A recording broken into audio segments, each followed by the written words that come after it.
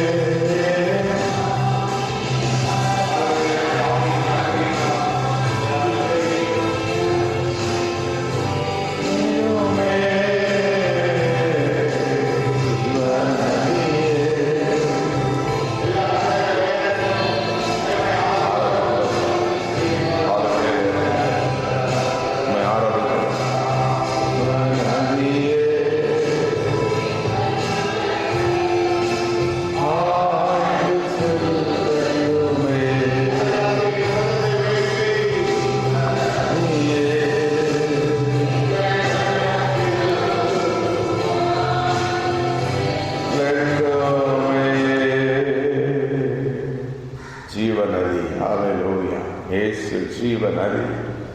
இயேசு எல்லாவற்றுக்கும் எல்லாமாக இருக்கிறார். அவர் சர்வ வல்லமுள்ள தேவன். இன்று காலை அவருடைய சமூகத்தில் வந்திருக்கின்றோம். ஒரு வசனத்தை வாசித்து தொடர்ந்து நாம் ஜெபிக்க போகிறோம். இங்கே நாம் ஒரு வார்த்தை சங்கீதம் 36:9 இங்கே பார்க்கிறோம். ஜீவ ஊற்று உம்மிடத்தில் இருக்கிறது, உம்முடைய வெளிச்சத்திலே நாங்கள் வெளிச்சம் காண்கிறோம். ஜீவ ஊற்று உம்மிடத்தில் இருக்கிறது. இந்த அருமையான வார்த்தையில் ஜீவ ஊற்று. For with thee is the fountain of life, in thy light we see light. உம்முடைய வெளிச்சத்தில் வெளிச்சம் காண்கிறோம். அவர் ஜீவ ஊற்று. ஆமென், அல்லேலூயா. அவர் ஜீவ ஊற்று. ஆண்டவரை பற்றி வேதம் எப்படி அழகாய் சில காரியங்களை சொல்லுகிறது என்று தியானித்து ஜெபம். அவர் ஜீவ ஊற்று. எரேமியா 2:13 அவர் ஜீவ தண்ணீர் இருக்கிறார். அங்கே பார்க்குறோம், ஜீவ தண்ணீராகிய ஊற்றாகிய என்னை விட்டுவிட்டார்களே என்று ஆண்டவர் சொல்கிறார். அப்போ நம்முடைய ஆண்டவர் ஜீவ ஊற்று, அவர் தான் ஜீவ தண்ணீர். அப்போ இப்படிப்பட்ட மகிமையான தேவனை நமக்கு சொந்தமாக வைத்திருக்கிறார். அடுத்தது நாம் ஆராதிக்கிற இந்த இயேசு கிறிஸ்துவின் வழி எப்படிப்பட்ட வழி? எபிரேயர் 10:19 ஜீவ மார்க்கம். இப்போ அந்த ஆராதிக்கிற இந்த நாம் தேவனை தொழுது கொண்டு இயேசுவை ஆராதிக்கிறோமே, இயேசு கிறிஸ்துவின் வழி புதிதும் ஜீவனமான மார்க்கத்தை நமக்கு கொண்டு பண்ணினார். ஏன்? சிலுவையில் இரத்தம் சிந்தி நமக்காக சிலுவையில் மறித்து இந்த புதிய மார்க்கத்தை உண்டு பண்ணினார். ஆமென். இது விலையேறப்பட்ட ஒரு மார்க்கம். இயேசுவின் ரத்தம் நமக்காக சிந்தப்பட்டது.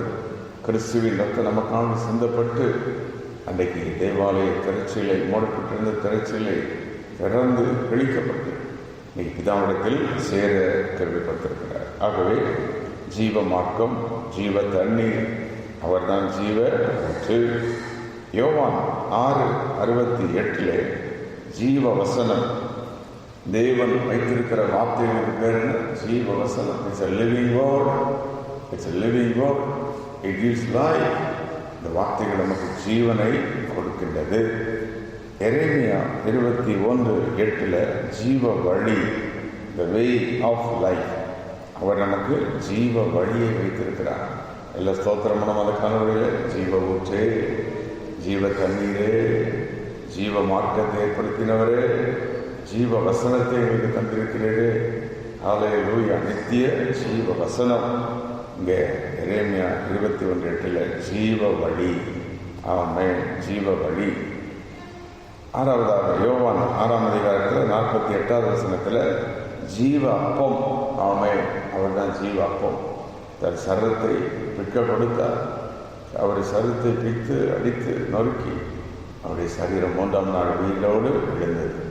அந்த ஜீவ அப்பமாகிய இயேசு. அதான் சார், அந்த அப்பத்தை புசிக்கிறவன் அறியாமலும் இருப்பான். ஒவ்வொரு மாதமும் திருவிருந்து பந்தியிலே கிறிஸ்துவின் சரத்தை நினைவு கூறுகிறோம். அப்பத்தை புசித்து பாத்திரத்தை பானம் பண்ணுகிறோம். ஜீவ அப்பம். ஸ்தோத்திரம். ஜீவ அப்பம், நமக்காக ஜீவனை கொடுத்த ஜீவ அப்பம். பிலிப்பியர் 4:3 ஜீவ புத்தகம், ஜீவ புஸ்தகம் இருக்கிற தளவத்தில் ஜீவ புஸ்தகம் இருக்கிறது. ஆமென்.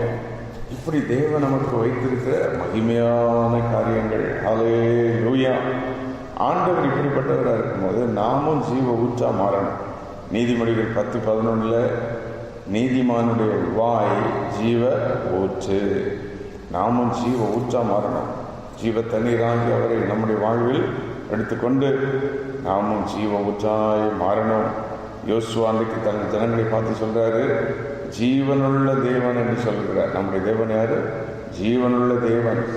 1 சாமுவேல் 17:26 அன்றைக்கு கோலியாத்து தேவனை நிந்தித்து எல்லாம் சொல்லிட்டு இருக்கும்போது தாவீது நின்று சொல்றாரு, ஜீவனுள்ள தேவனுடைய சேனைகளை நிந்தித்த கோலியாத்தே அப்படிங்கிற. அப்படின்னா எத்தனை பேருக்கு இந்த வைராக்கிய இந்த கால்வகை எங்க ஆண்டவர் யார்? ஜீவனுள்ள தேவன். ஆமென், அல்லேலூயா. ஜீவ தண்ணீர் அவர்தான். அவர்தான் ஜீவ ஊற்று. அவர்தான் ஜீவ அப்பம்.